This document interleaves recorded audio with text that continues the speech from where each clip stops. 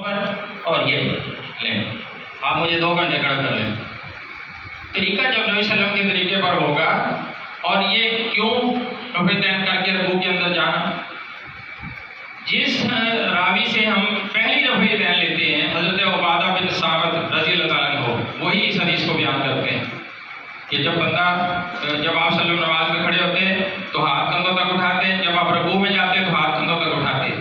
وہی عبادہ بن صامت رضی اللہ عنہ پہلی رفعتین نماز کو شروع کرنے کی بیان کرتے ہیں، وہی رکوع کے اندر جانے کی بیان کرتے ہیں، وہی رکوع سے اٹھنے کی بیان کرتے ہیں۔ یہ کہاں کا انصاف ہوا کہ ایک ہی راوی کی ایک ہی حدیث میں سے ایک بات اپنے مطلب کی لے لی جائے اور باقی اپنے فقہ کے لیے چھوڑ دی جائے کہ ہمارے امام تو یوں کہتے ہیں، میں تو دیوبندی ہوں، میں تو بریلوی ہوں، میں تو فلاں ہوں، میں تو فلاں ہوں۔ اللہ نے ہمیں کہا ہے کہ تم بنو، اللہ نے جس کا پابند ہونا ہے اس کے پابند بنو، بس کوئی مانے نہ مانے، قیامت کے دن گواہی ضرور دینا کہ ایک بتانے والے نے ہمیں بتا دیا تھا کہ نبی کا طریقہ یہ تھا۔ تو نمازوں کی حفاظت کرنی ہے، نمازوں کو ضائع نہیں کرنا، اور اسی کے ضمن میں نمازوں کی حفاظت کے ضمن میں یہ سترہ وہ آڑ جس کی آڑ لے کر اوٹ لے کر ہم نماز پڑھتے ہیں اس کو سترہ کہا جاتا ہے۔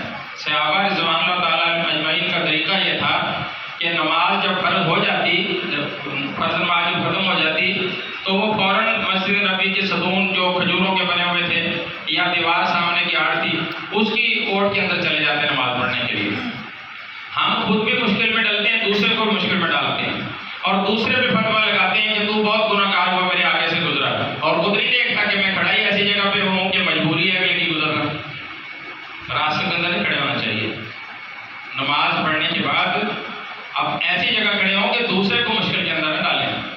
صحابی کہتے ہیں کہ میں نے آپ صلی اللہ علیہ وسلم سے پوچھا کہ بندہ نماز پڑھ رہا ہو تو دوسرا آدمی اگر اس کو انتظار کرنا پڑے تو وہ 40 تک انتظار میں کھڑا رہے۔ کہتے ہیں یہ مجھے بھول گیا کہ 40 دن یا 40 مہینے یا 40 سال یہ اتنا گناہ گار ہے کہ وہ انتظار کرے اس کا کہ نماز سے فارغ ہو جائے۔ اور دیکھیں نماز کے اندر یہ جائز ہے کہ کوئی آپ سے گزرنے کی کوشش کرتا ہے تو اس کو ہاتھ سے روکیں، ہاتھ سے نہیں روکتا تو اس کو زبردستی روکیں، گربان پکڑ کے سائڈ پہ کریں، اس کو آگے سے نہ گزر دیں کہ وہ شیطان ہے، آپ صلی اللہ علیہ وسلم۔ تو اتنا زیادہ ضروری ہے۔ اور ایک یہ بھی مشکل میں ڈالتے ہیں کہ یہ بھائی صاحب اسلوبی والے بیٹھے ہیں، پیچھے کسٹمر چھوڑ کے آئے ہیں، یا انہوں نے فرض پڑھ لی ہے، اب انہوں نے اٹھ کے جانا چاہتے ہیں، یا ان کی ٹرین کا بس کا ٹائم ہے، اب دوسرا بندہ بلا اجازت ان کو ووٹ بنا کے ان کے پیچھے اس نے 4 رکھتے شروع کر دی۔ اب یہ بیچارہ کیا کرے؟ یہ جاتی نہ کیا کرے؟ جائز ہے، صحابہ میں ایسا تھا، وہ ایسے تھپکی دیتے کہ بھائی میں نماز پڑھنے لگا ہوں تمہارے پیچھے۔ اگر اس نے بیٹھنا ہے اذکار کر رہا ہے تو وہ کہتا ہے ٹھیک ہے، اگر نہیں تو اس کو کوئی اور جگہ چینج کرنی چاہیے، کسی کو زبردستی ستھرا نہیں بنانا چاہیے۔ اور نماز پڑھنے کے بعد وہ دروازہ ہے راستے کے اندر کھڑا ہو جائے، بندہ گزرنے کے لیے مشکل ہو، پیچھے بعد میں آنے والے کو چاہیے آگے سب خالی پڑی ہے، اس کے اندر آگے پڑے دیوار کی اوٹ لے کے۔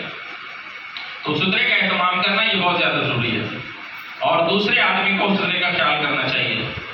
وہ میں نے مسئلہ پوچھا کہ جی وہ حرم کے اندر لوگ ایسے ہی گزر جاتے ہیں، اس نے کہا جی گزرنے والے کی آپ بات کریں، جو پڑھ رہا ہے اس کی بات کیوں نہیں کرتے؟ وہ اہتمام کیوں نہیں کرتا؟ اپنی نماز کو بچانے کا اہتمام اس کو کرنا چاہیے جو پڑھنے لگا ہے، کہ وہ ایسی جگہ نہ پڑھے کہ لوگوں کی گزرگاہ اور وہ آگے سے گزرے۔ تو اللہ تعالیٰ ہمیں احکامات کو سمجھنے کی اور عمل کی توفیق عطا فرمائے۔